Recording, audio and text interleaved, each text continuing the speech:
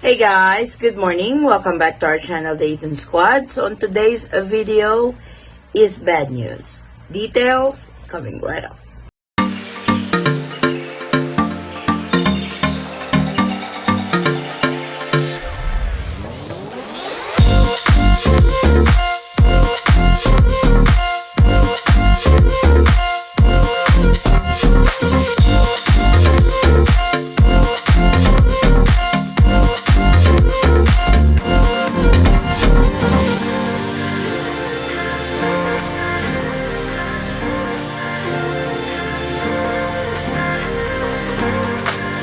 So before we start, I'd like to welcome our new subscribers to the Eaton Squad channel.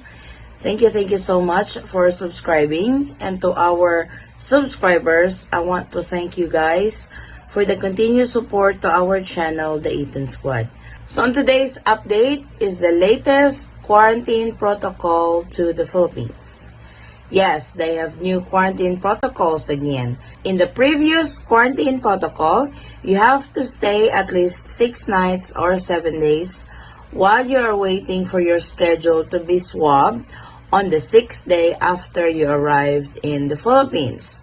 Today, the Iatf has approved a longer quarantine protocol that was recommended by the Department of Health here in the Philippines. So let's check what this new quarantine protocol entails. Iatf revises rules for inbound travelers, testing on 7th day, longer quarantine stay. The country's pandemic task force has approved the proposal to wait until the 7th day of quarantine before testing travelers who enter the country, the Department of Health said on Friday. Health Undersecretary Maria Rosario Vergeire said the interagency task force also mandated travelers who test negative for COVID-19 to stay in a government-approved quarantine facility for 10 days before they can be discharged. They can then move to their respective hometowns or hotels to complete the required 14-day isolation. This is a process to ensure that even though we allow the entry of some travelers, including Filipinos, we can isolate them properly so we can break the chain of transmission. The revision in testing protocols was recommended by DOH. It cited the findings of experts that waiting for 7 to 8 days after possible exposure is the optimal time since the viral load is at its peak during this period. The previous protocol was to confine inbound travelers in a facility for 6 days before they are tested. If they are negative, they can continue isolation in their hometowns or hotels until 14-day requirement is met. So now, the current protocol, you will be swabbed on the 7th day after you arrived in the Philippines. But you will not be staying in a hotel for 8 days. You will be staying in the hotel for 10 days even after you have been tested and even after you have got your result. You have to complete the 10 days that the Iatf had revised for the new quarantine protocols going to the Philippines. I know this is not so good news to all travelers, especially to all our kababayans who are still planning to go home to the Philippines during the pandemic, because now you guys have to stay longer in the hotel. This means more expenses, longer stay, longer waiting period, and stuff like that. I don't know why they have revised the old arrival protocol. Maybe they have detected something that we don't know.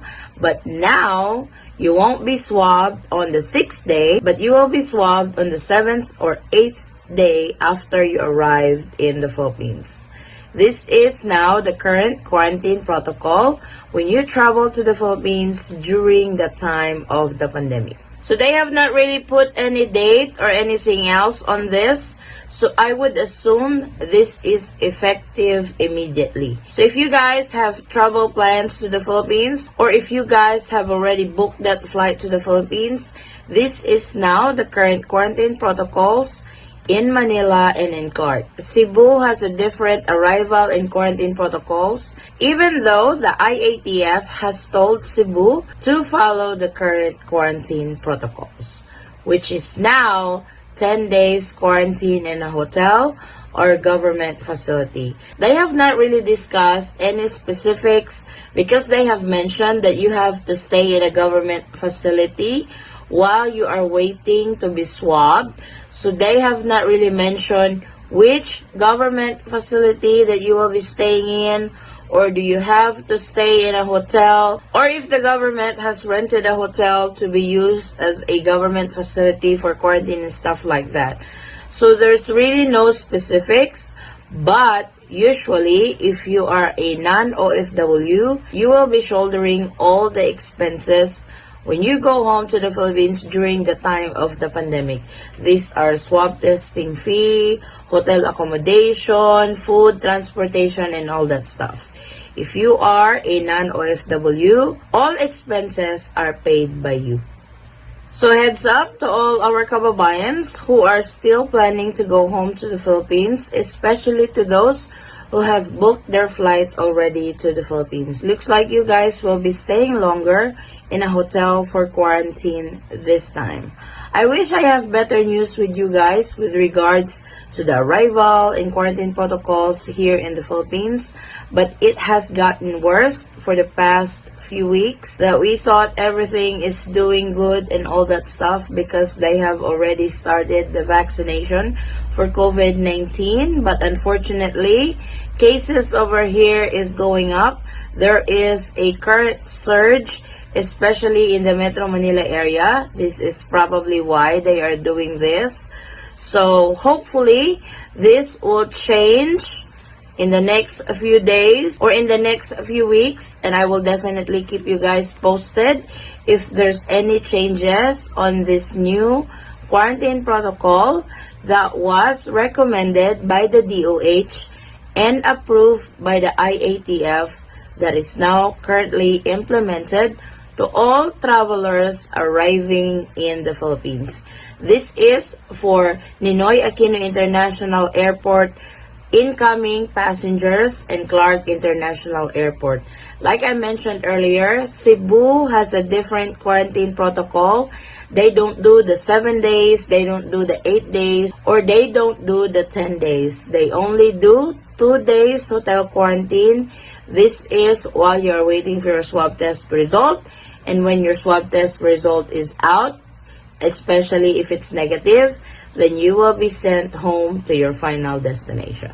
So I don't know if Manila is ever going to follow what Cebu is doing right now or Clark, but IATF has ordered Cebu to follow what the current quarantine protocol in the national level. So we will see how this goes in the next few days or in the next few weeks. Keep an eye on our updates. But unfortunately, guys, this is our travel update for today. It's a little bit on the bad news side. Hopefully, things will get better and we can all go back to our normal lives and normal traveling to the Philippines like we used to. Thank you so much, guys, for watching. If you find this video helpful, please give it a thumbs up and share it with your friends and family whom you know that can use this video as reference. If you are new to our channel, welcome. We do travel updates, and if you are not a subscriber yet, please consider subscribing and don't forget to hit that notification bell so you will be notified on updates like this. And to our subscribers and new subscribers, thank you so much for the continued support and trust to our channel, the Eaton Squad. I hope to see you guys on our next travel update. Stay safe, stay healthy, and God bless everyone. Bye.